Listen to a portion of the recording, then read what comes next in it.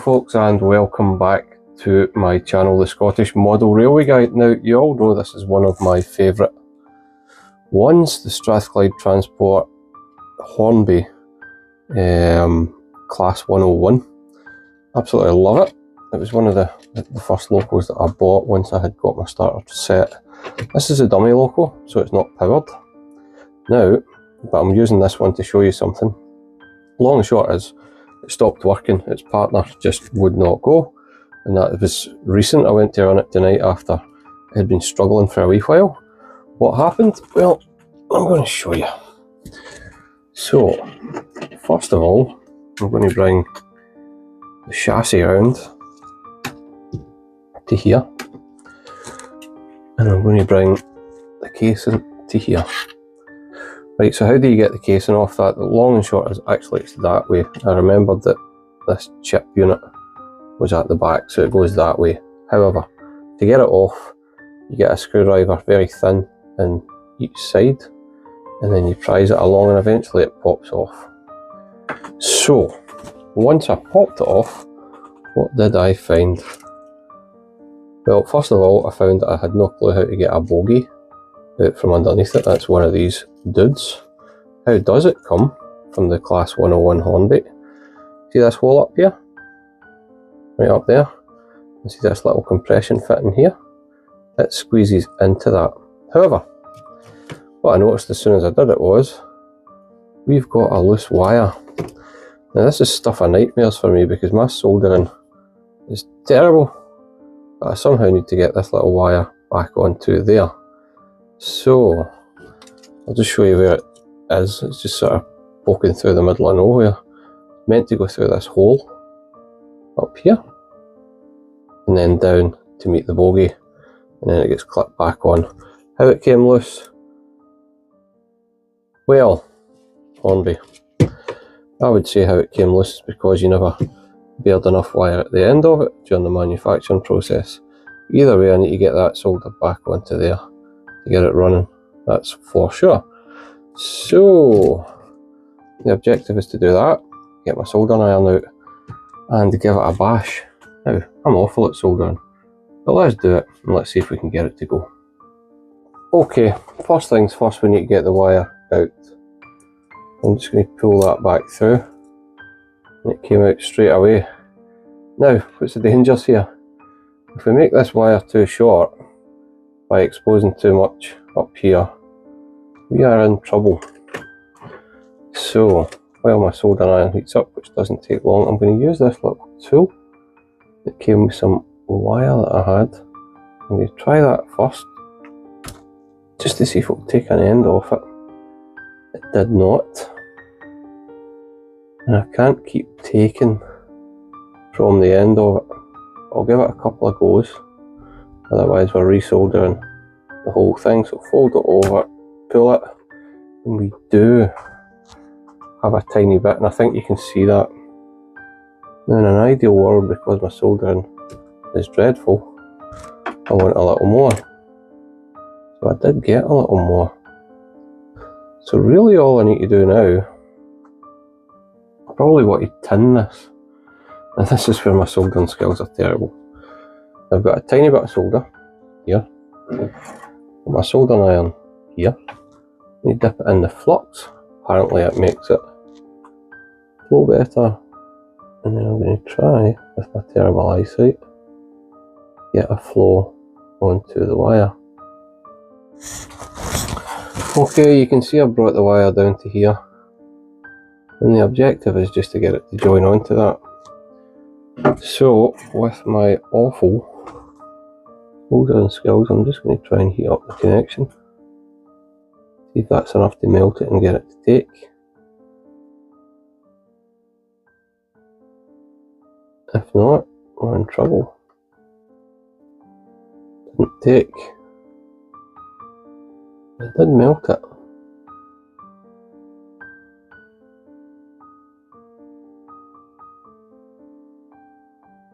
Yep, it took there.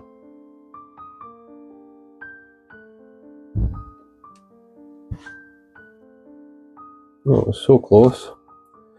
And you can see why these things do fail, because ultimately it is very, very fiddly. If it's not done right in the first instance, you're in trouble. Now, how's that taken?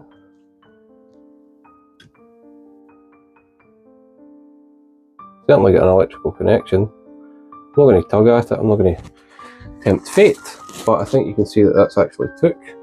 So next steps are to gently try and prise that back up through, because we don't want to snag the wire. So we'll take as much as we can back in, back up through the top of it, without doing anything. I think you can still see that that's okay. And then we need to get the bogie, and I'll move that flux lid. We need to get the bogie back on it, which would involve getting that clip until it seats, and then click, and it's pushed back in. Now straight away, without putting the body on the chassis, I should be able to run that nilly out. Ooh, let's see if my awful soldering skills worked. First of all, remember to switch off the soldering iron and don't set the loft on fire. Okay, so that went a little different than I was anticipating. Turns out there was 3 wires loose. So why was that? Hard to say. But I've got high hopes that when I stick it on here this time, it's actually going to run, if I can get it on right. So let's try it. Oh my goodness, that is the smoothest it's ever ran. Saying that, it doesn't run backwards very well. But well, it needs ran in, it's not actually moved at all. I think I might do the wee experiment with some weights while I'm here, which I thought I had lying about, but I don't, so I'm just going to stick this track rubber on. I've always suspected with this one it's too light, and I might do something about that in the future, but I think it just needs ran in. So while we're here, I'm going to come forward a wee bit, the other forward, like that. So of all those wires that go down, there was 3 that came to the bottom of the chassis, down in here, that had came loose. What can explain that? A poor solder job in manufacture. It really is the only thing that I can think of, because it was completely dead. I mean, the wires came away. I think it just needs a wee clean on the wheels now to get this going. But let's get the chassis back, the cover back onto it, and get this little beauty running again. How do we do that? Well, remember I said the back was over here. Keep an eye out for these little underhooks. They need to go underneath it somehow. Hence the name. Underhooks. Now, how do we do that? I guess we'll tilt it. We'll get them in there, if I'm not mistaken, and then tilt it down. Yep, kinda looks right. Got these little tension locks in the right place before I do it. Set it down, and in theory, it should all be getting to click in gently. Yeah, well, it is clicked in. So, I'm going to give the tracks a wee clean, give the wheels a wee clean, and then we'll give it a bash round the layout and see if we've fixed this, which I really hope I have, because it's my favourite loco that I've got. Even though it's one of the cheaper ones at about £120, but this is my era. You can see that with the Glasgow Central on it. Been on the train myself many times from Kilmarnock heading north. So yeah, let's see if it works. And she works, which is really good because, like I say, it's going to save me an absolute fortune compared to if I had to replace the thing. So very happy with that. Still needs a clean in the tracks because you can see it's got little sticking points. It's not been run in for a while, so yeah. Anyway, fairly happy with that, and it's back and running. So next one is to see it just gliding around the track as it's meant to.